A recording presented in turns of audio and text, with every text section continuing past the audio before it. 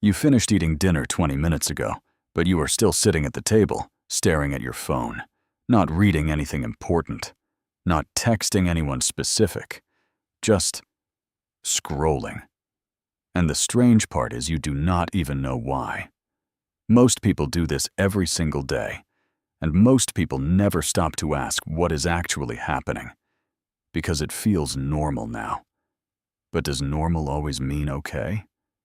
Think about the last time you felt truly bored, not restless, not distracted, actually bored, with nothing in your hand and nothing demanding your attention.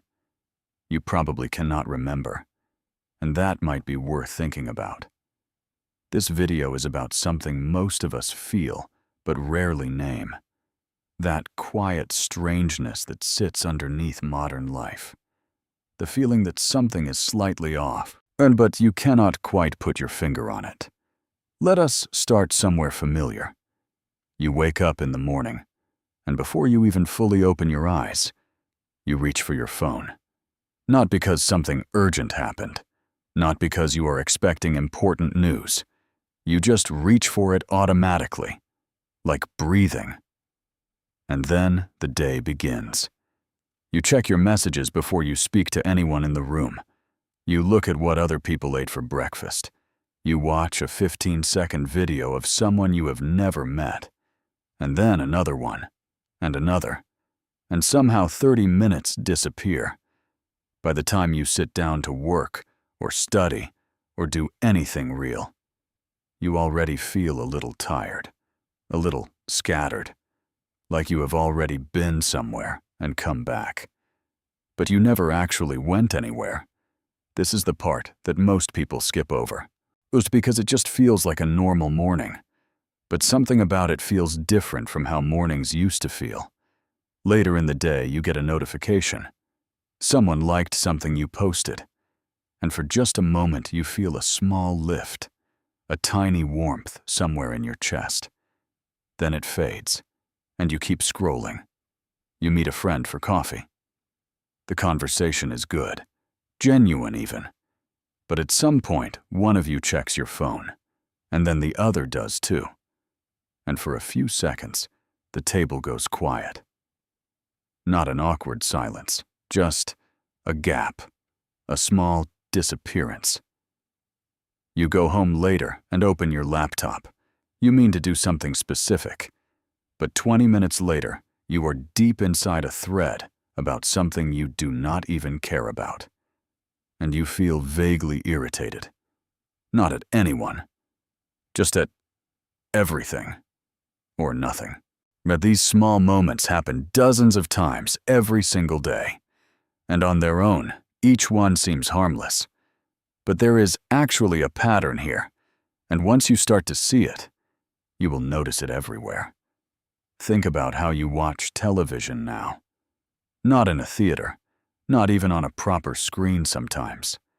In bed, on your phone, with subtitles on, because somehow silence in the background has become uncomfortable. Even a show you enjoy needs to compete for your attention. Think about the last time you read something long, a book, a long article, anything, and actually finished it, without stopping to check something else, without your eyes drifting to another tab. For many people, that has become genuinely difficult. And that is a strange thing to notice about yourself. Or think about conversations. Not text conversations. Oh, actual voice and eyes, and sitting across from someone conversations. Do they feel different than they used to? Do they feel slightly slower, slightly harder to sustain? Like something is missing, even when nothing is missing. At first, these things seem random. A distracted morning here, a restless evening there. But they are not random at all. They are all pointing at the same thing. And this is where things get interesting. Because what we are really talking about is attention. Not attention in the medical sense, not a disorder or a diagnosis. Just the simple human ability to be present somewhere. To give your full focus to one thing, to let a moment be complete before moving to the next one. That ability is changing. Not disappearing, but changing. And the change is so gradual that most people do not notice it happening. But they just notice the results. The restlessness, the low-grade dissatisfaction, the feeling that life is moving fast, but somehow also feels empty. Here is what is actually happening. Every app on your phone was designed by a team of very smart people. People whose entire job was to figure out how to keep you looking. Not for 10 minutes, not for an hour, as long as possible. This is not a conspiracy theory. It is just business. The longer you stay on a platform, the more advertisements you see, the more data gets collected, the more the company earns.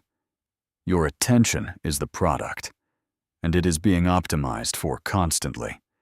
The tools they use are not complicated.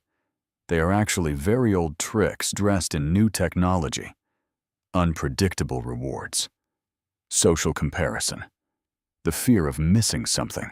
Yet these are things that the human brain has always responded to, but they have never been deployed at this scale before. Think about the notification, a small red dot. A gentle chime, something so tiny. But your brain treats it like a signal. Something might have happened. Someone might have responded. You might be needed somewhere. And so you look, and then you look again, and again. The average person checks their phone over 100 times a day. Not because they are weak or distracted or broken, but because the system is designed to produce exactly that behavior. It is working as intended. But that is not the strange part. The strange part is what happens over time. Because your brain is not just a passive receiver. It adapts. It reorganizes itself around whatever you do most often. And if what you do most often is shift your attention every few seconds, your brain starts to expect that. It starts to feel normal, and stillness starts to feel wrong. This is why silence feels uncomfortable now. This is why a 2-minute wait in a queue feels unbearable. This is why you can watch a movie you actually enjoy and still feel the pull to check your phone. Not because the movie is boring, but because your baseline for stimulation has shifted. And here is where it starts to get bigger than just personal habits. Because this is not happening to one person. It is happening to almost everyone. Simultaneously, across cities, across countries, across generations. And when enough people change in the same way at the same time, the culture changes too. Think about what we find entertaining now. The content has gotten shorter and shorter. Attention spans are treated like a bug to work around, not as something worth protecting. A song used to need 2 minutes to get started. Now, if the hook does not land in the first 8 seconds, people have already moved on. Think about news, not journalism, just news. The cycle is now measured in hours, sometimes in minutes. A story explodes. Everyone reacts. Then something else arrives, and the first thing dissolves. Not because it was resolved, but because something louder appeared. Think about relationships, and this one is harder to talk about. But the way people connect has changed in ways we are still figuring out. There is more communication happening than at any point in human history. More messages, more reactions, more contact. And yet loneliness is rising, not falling, but more connection, more isolation. That is a strange equation, but something else is happening here, because there is a difference between contact and connection. You can receive 100 notifications in a day and still go to sleep feeling unseen. You can have 500 followers and feel like no one actually knows you. Contact is easy now, almost frictionless. But real connection requires something different. It requires full presence, and full presence is exactly what the system discourages. Think about the last time someone gave you their complete attention. No phone on the table, no glancing at a screen, just their eyes and their focus fully on you. How did that feel? Different, probably. Almost unusual. Like a small gift. And think about when you last gave that to someone else. This is not about blame. And no one chose this exactly. It happened gradually, through small decisions, small habits, small conveniences. And then one day you look up and the world feels slightly off, and you cannot explain why. Because nothing specific went wrong. But something quiet was slowly rearranged. There is a concept that researchers call continuous partial attention. It means being almost present in many places at once, never fully here, never fully there, always slightly somewhere else. And the interesting thing is it does not feel bad exactly. It just feels thin, like everything is slightly less vivid than it should be. Experiences start to feel like things you are documenting rather than living. A meal becomes a photo opportunity. A concert becomes vertical video. A beautiful view becomes something you check that you saw. What the moment and the record of the moment start to blur together. And sometimes, the record feels more real than the moment itself. This is where things get genuinely strange. Because human beings have always needed meaning. We have always looked for experiences that feel significant, that feel real and full and worth remembering. And what we are describing is a slow erosion of exactly that. Not dramatic, not sudden, just a slow thinning, a gradual drift from depth toward surface. And here is the quietest part of all of this. Most people already sense it, not intellectually, not in a way they could easily explain, but somewhere underneath the scrolling and the notifications and the content, there is a small voice asking whether this is really how life is supposed to feel. You have probably heard it. And it's in those moments just before sleep, when the phone finally goes down, or in the middle of something beautiful, when you suddenly wish you could just be there completely, or when you finish watching something and feel strangely empty, not sad, not angry, just hollow, like you consumed something but were not nourished. That feeling has a name now. Some people call it digital fatigue. Some call it attention fragmentation. But honestly, the name matters less than the recognition. The recognition that the feeling is real, that you are not imagining it, that millions of other people feel it too, right now, tonight, in their own rooms, staring at the same glow, feeling the same quiet strangeness. So what do you do with that? This is not the part where the video gives you a list. 10 steps to fix your relationship with technology. Delete this app, buy this journal, wake up earlier.